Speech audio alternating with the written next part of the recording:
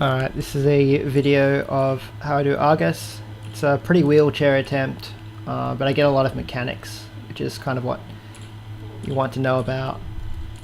I run the standard build, which is Li, Displacer, Balance Affinity, Incarn, Savage Raw, Moment of Clarity, and I use Behemoths and Soda. So what you see is, at the start, I stand pretty much max range against the wall. You can stand on the left or the right. And then if rage spawns on you, you're already out of the group. It'll always spawn on melee. The correct safe option to do when the orbs spawn is not to get them, but you can obviously organize with your group to move away so you can get the orbs if you really want to. It doesn't make much of a difference in terms of the overall fight. You can still get very good damage without getting the buff. So you notice I have 4 seconds until the rage comes back on. I'm still spread out. It spawns, I don't get it, I can come in and get the buff. The mechanics are in a set order, so you know when the cones and the orbs are dropping, so you should plan your movement around that. So right now, I don't have the rage, I've got 24 seconds, so I just stack behind the boss. There's no reason for me to be anywhere else. If you're progging on this boss, you probably want to pot at the 1 minute point as soon as it comes up. Otherwise you can use it on your second Incarn. I just run out at the last second with Soul Blight. Otherwise I'm standing pretty much central in order to bait the cone. As you can see, I was pre-spread there again for the rage that just came out. So it's pretty much stack. If you get a mechanic, deal with it. Otherwise, wait for the timer. When the timer comes up for rage, just stand max range. If you get it, you'll be Gucci.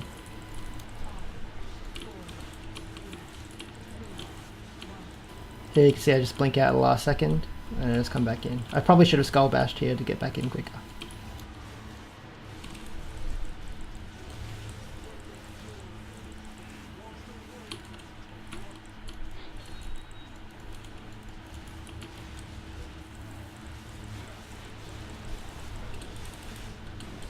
For phase 2, it's pretty much the same thing. Keep your eye on the rage timer. When rage is about to spawn, you just stand max range on the left or right.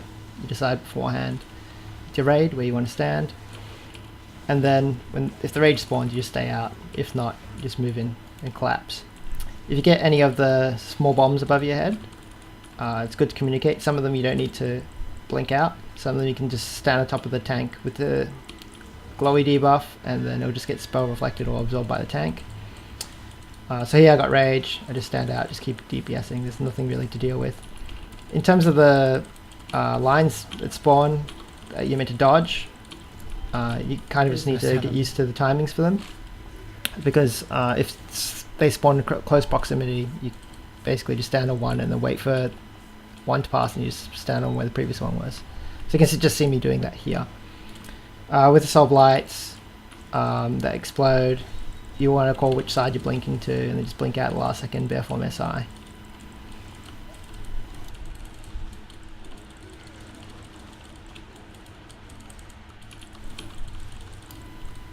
You should also use your healthstone liberally, because you're going to die multiple times. As you can see, I used my pot twice before the first death. You can use your healthstone 3 times in this fight.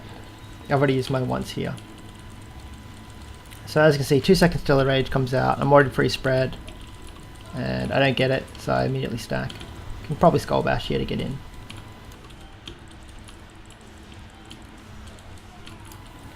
When you're dodging with the group, basically you want to kind of get a guess of whether you're going to be dodging towards the boss or away from the boss. Usually with the raid size, with everyone alive, the raid will split properly just automatically and you won't have to worry about it. You can see my DPS here is pretty high in the meters, even though I didn't get the boss at the start. I die because somebody didn't run the bomb out, but I think we wheelchair this phase anyway.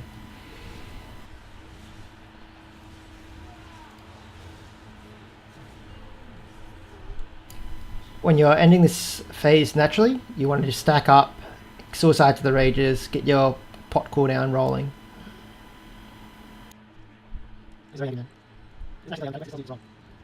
I'm just going to speed up the transition, it's useless.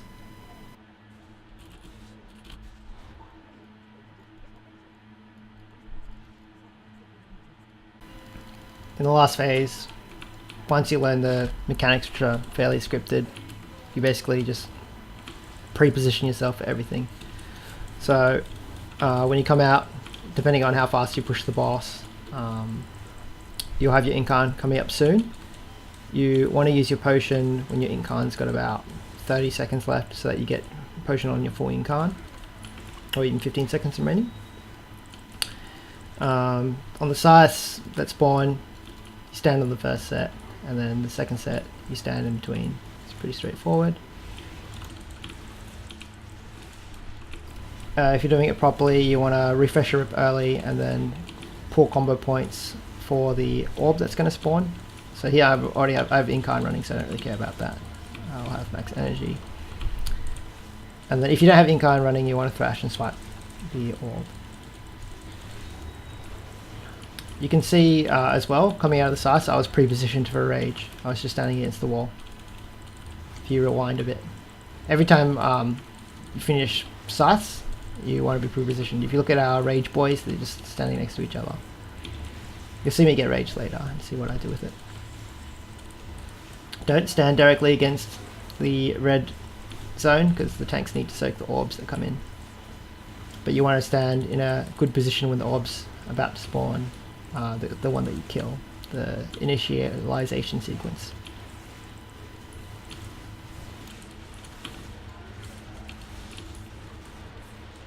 You can see here I was almost ready for this module. I was a couple of seconds off. Basically you just want to make sure you got your re-refresh to the boss and get your combo point set up. So here, just before you die to the tree, you're going to get a rage spawn. So I stand out here, everything spawns.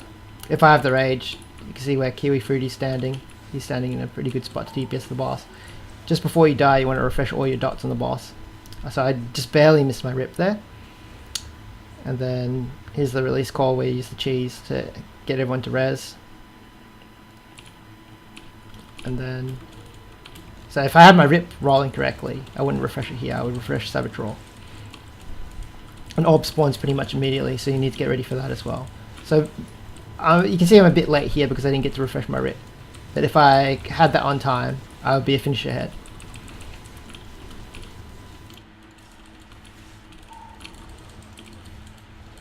So here's the mechanics. The scythe spawn, go stand in the scythe, go dodge the scythe, and then spread out for rage. Pretty straightforward.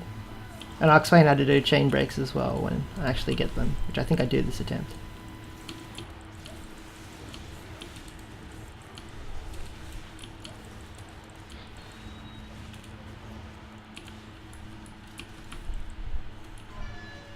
So as you can see, I've got the rage. I just stand still until everyone moves around me, and then I'm safe to go.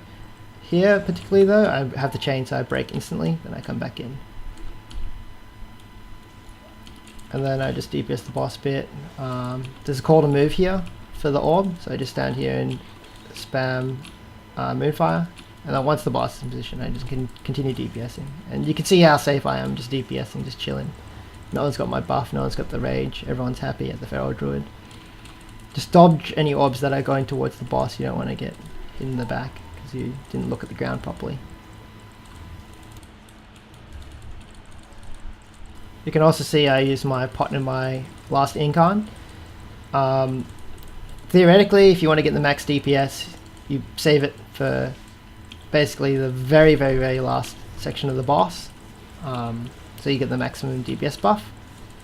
But I just pop it on cooldown here because typically at this point there's a lot of raid damage going out. You might not survive. You want to make sure your cooldown's used, because typically if you're doing this boss at this point in the tier, you should have enough gear just to blow it up anyway.